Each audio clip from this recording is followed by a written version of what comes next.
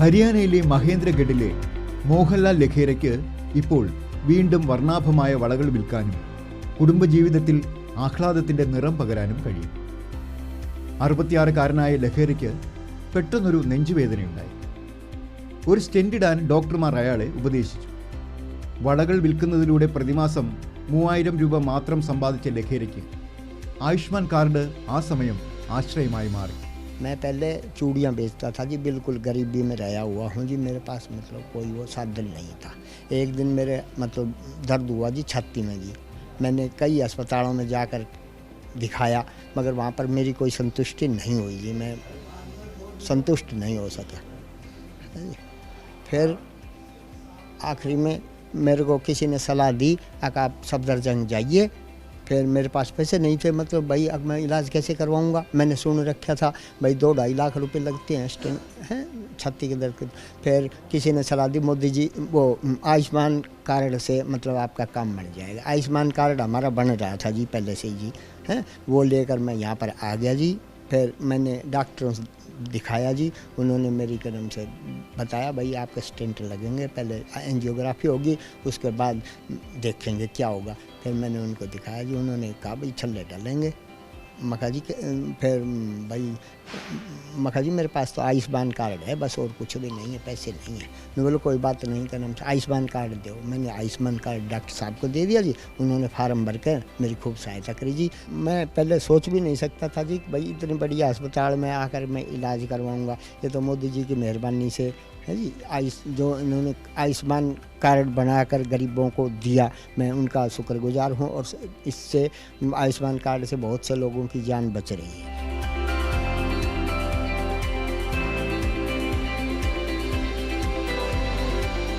हमारे तो जब पता लगा कि भाई पापा का ऑपरेशन होना है तभी डर बहुत बैठ गया था कि भाई बहुत पैसे का खर्चा होगा, कहाँ से होगा, कैसे होगा, कुछ समझ में नहीं आ रहा था. फिर जब पापा बोले कि भाई अपने पास ये आयुष्मान भारत का जो कार्ड है ये दिखाएंगे, हो सकता है इससे काम हो जाए. तो ये हमने पूरी फैमिली ने बनवा रखा है. इन्होंने 7 दिन के अंदर ही ऑपरेशन वगैरह करवा के क्लियर करवा दिया. ബീഹാറിലെ ദർഭംഗയിൽ സെക്യൂരിറ്റി ജീവനക്കാരനായി ജോലി ചെയ്തിരുന്ന 53-കാരനായ നാഥുനി റാമിൻ്റെ ഉപജീവന മാർഗം ഒരു വീഴ്ചയെ തുടർന്ന് ഇടുപ്പിനുണ്ടായ പരിക്ക് കാരണം ആശങ്കയിലായിരുന്നു.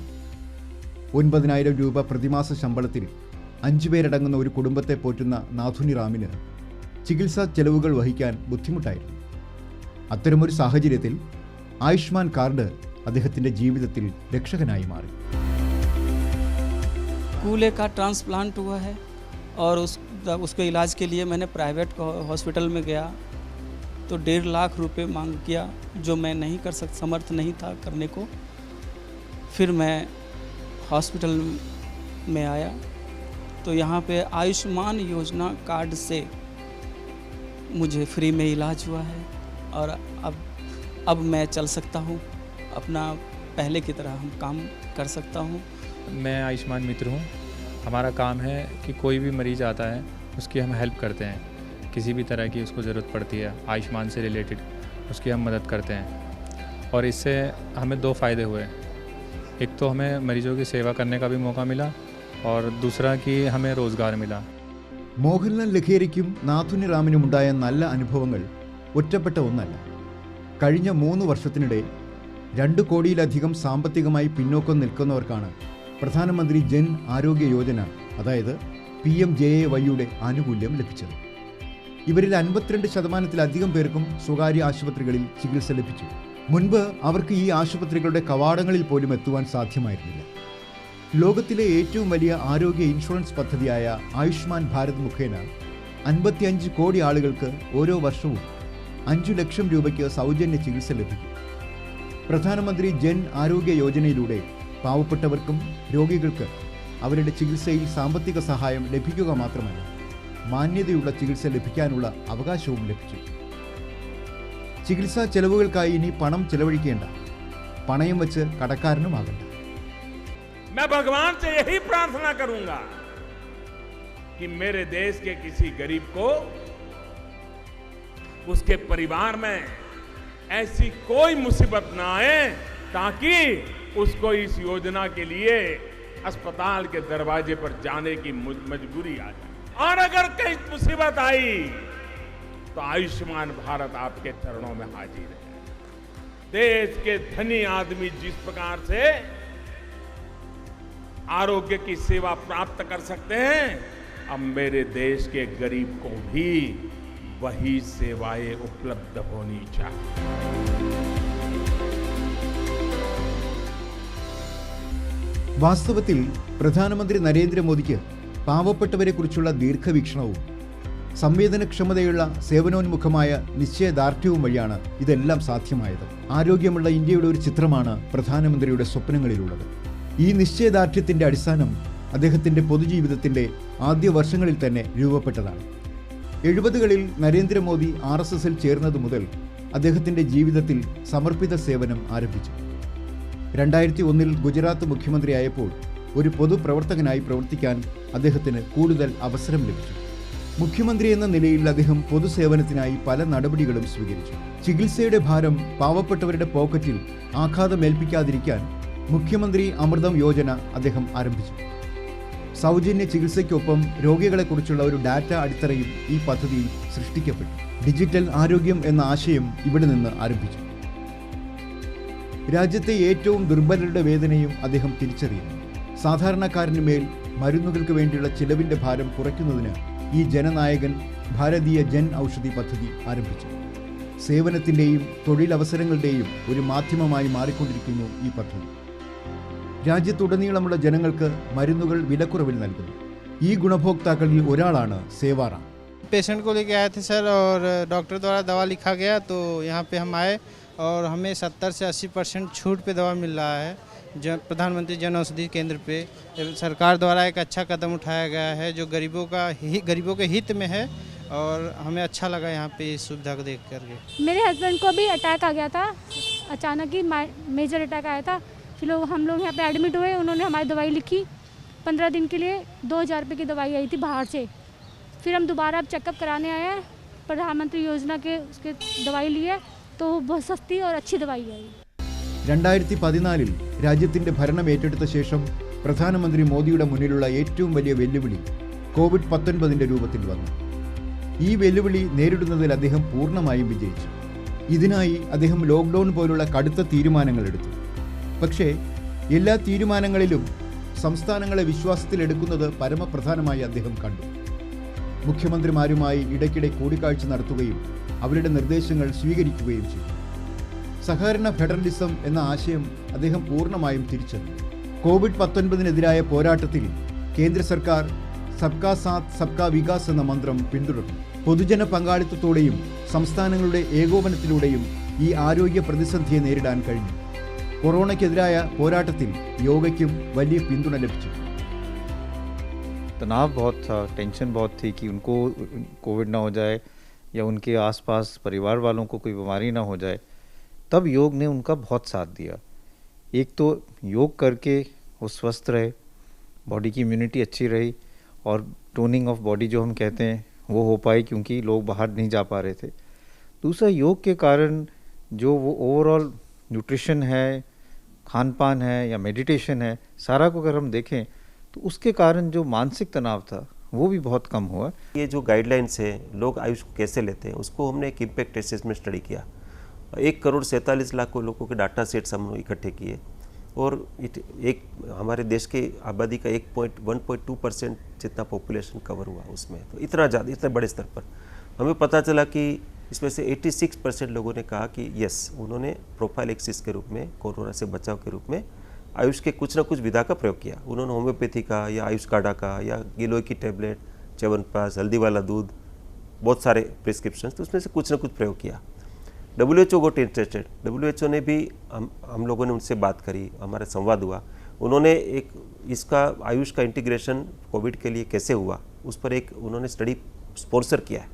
मतलब अपने खर्च से वो अपने देश में उसको स्टडी करा रहे, सो दैट ये अनुभव है ये मेंबर स्टेट्स को शेयर कर सकें. इस तरीके का काम हुआ. तो कुल मिलाकर के मैं जो कहना चाह रहा हूँ वो ये है कि बहुत बड़े स्तर पर जो कार्य हुए हैं, मतलब ये मैंने तो उदाहरण दिए, लेकिन उसके आसपास ये ध्यान में आया कि कोविड के माध्यम से, कोविड के कारण एक जो आयुष के जो प्रस्थापन हुआ, पुनः प्रस्थापन, ये बहुत बड़े स्तर पर हुआ और हमने इसको देखा, जैसे आपने बताया कि दुनिया भर में भी लोगों ने उसका लाभ लिया, उसका प्रमाण भी हमारे पास आया।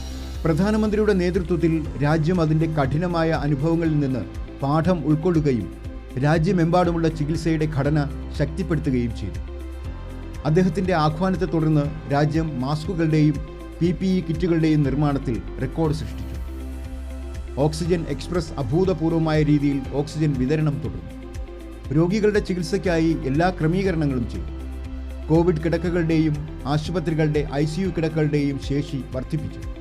ഇതോടൊപ്പം തദ്ദേശീയ സാങ്കേതിക വിദ്യ ഉപയോഗിച്ച് വെന്റിലേറ്ററുകളും തയ്യാറാക്കി. അവ PM കെയേഴ്സ് ഫണ്ടിലൂടെ സംസ്ഥാനങ്ങൾക്ക് നൽകി. ഇതുമാത്രമല്ല, ഈ സഞ്ജീവനി പോലുള്ള ടെലിമെഡിസിൻ ആരംഭിക്കുകയും കോവിഡ് ഇതര രോഗികൾക്ക് വീടുകളിൽ തന്നെ ചികിത്സ ഉറപ്പാക്കുകയും ചെയ്തു. कोविड के दूसरे लहर में मेरे हस्बैंड को कोरोना हो गया था. हमने उन्हें होम आइसोलेशन में रखा था, लेकिन स्थिति धीरे धीरे बिगड़ती जा रही थी. उन्हें ऑक्सीजन की कमी हो गई थी.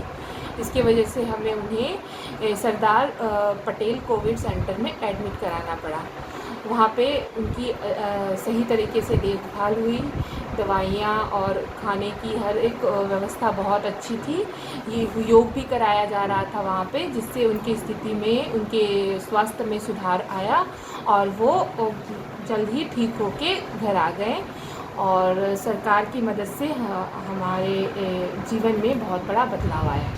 സേവനത്തിൻ്റെയും സദ്ഭരണത്തിൻ്റെയും അതേ മനോഭാവത്തോടെ ലോകത്തിലെ ഏറ്റവും വലിയ വാക്സിനേഷൻ പരിപാടി നടത്തിക്കൊണ്ട് ഇന്ത്യ തങ്ങളുടെ ദൃഢനിശ്ചയം തെളിയിച്ചു.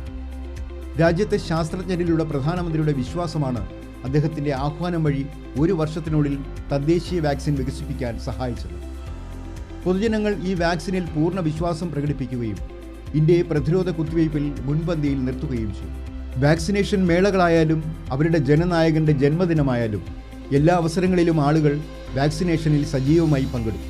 അദ്ദേഹത്തിൻ്റെ ജന്മദിനത്തിൽ ഒരു ദിവസം 2.5 കോടി പ്രതിരോധ കുത്തിവയ്പ്പുകളുടെ റെക്കോർഡ് ഉണ്ടാക്കിക്കൊണ്ട് നൂറ്റാണ്ടുകളായി ഓർമ്മിക്കപ്പെടുന്ന ഒരു സമ്മാനം രാജ്യം നൽകി. ഇതുവരെ 80 കോടിയിലധികം വാക്സിൻ ഡോസുകൾ രാജ്യത്ത് നൽകിയിട്ടുണ്ട്.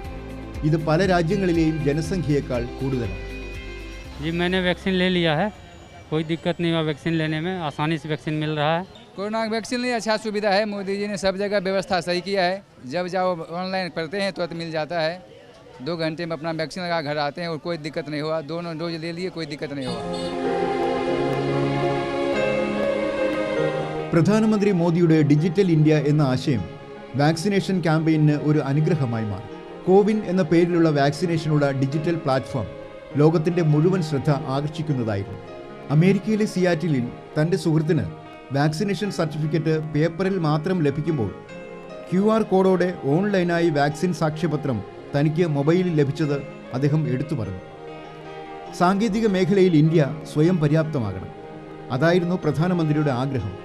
ഇങ്ങനെയാണ് COVID-19 സമയത്ത് മഹാമാരിക്കെതിരായ യുദ്ധത്തിൽ ആരോഗ്യ സേതു ആപ്പ് ഏറ്റവും വലിയ ആയുധമായി മാറി. ഇന്ന് ഈ ആപ്പും വാക്സിനേഷനിൽ ഒരു പ്രധാന പങ്ക് വഹിക്കുന്നുണ്ട്. 21-ാം നൂറ്റാണ്ടിൻ്റെ പുതിയ ഇന്ത്യയിൽ രാജ്യത്തെ ഓരോ പൗരനും ഒരു ഡിജിറ്റൽ ഹെൽത്ത് കാർഡ് ഉണ്ടായിരിക്കണം. ഒറ്റ ക്ലിക്കിലൂടെ തൻ്റെ ആരോഗ്യത്തെക്കുറിച്ചുള്ള വിവരങ്ങൾ അദ്ദേഹത്തിന് ലഭിക്കണം.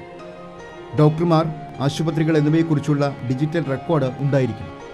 ഇതിനായി പ്രധാനമന്ത്രി 2020 ഓഗസ്റ്റ് 15 ചെങ്കോട്ടയുടെ കൊത്തളങ്ങളിൽ നിന്ന് ദേശീയ ഡിജിറ്റൽ ആരോഗ്യ ദൗത്യം പ്രഖ്യാപിച്ചു. ഇത് പുതിയ ഇന്ത്യയാണ്. ലോകത്തെക്കാൾ ഒരുപടി മുന്നിൽ ചിന്തിക്കുന്ന ഇന്ത്യ.